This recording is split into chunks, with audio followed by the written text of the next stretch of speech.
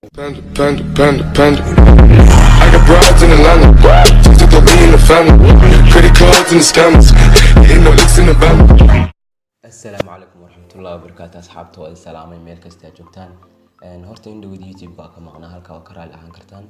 مركا انتا لغي مادو ما انتا فيديو نو موضة لكن وحنا وذا برنامج جير برواينا نيدر لسو عدسيو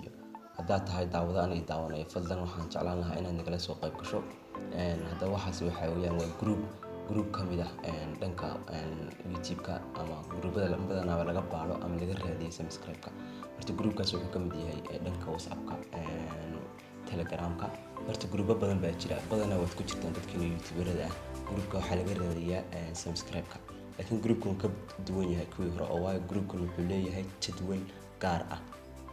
jadwalka waxaa ka mid ah horta marka koowaad waxaa gruupka ku jira ilaa 50 qof oo isgaranaysa oo 50ka qof ay yihiin 50 qof oo youtuber ah oo badanaa waa isla socota marka koowaad gruupkaas ma ahan gruup kuwii kale oo kale ah oo linkiyada lagu soo dhex yaacinayo qof walba linkigiisa soo dhexgelinaya meesha way ka duwantaa sababtoo ah wax linkiga habeeraad lama soo gelinayo gruupka cod baa laga wada hadlayaa qofka adminka ah waa aniga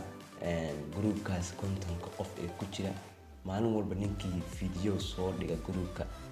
waxaan leeyahay youtube-kiisa video soo geliya aniga ayuu soo dirayaa oo meesha ka admin ah anigana waxaan sameynayaa youtube-ka waxaan gelinayaa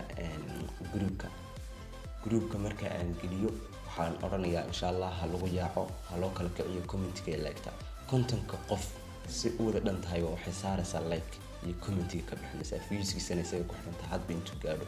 marka gruupka haddii aad rabtid inaad nagala soo qayb gashid xagga hoose ee comment-ga noogu soo sheeg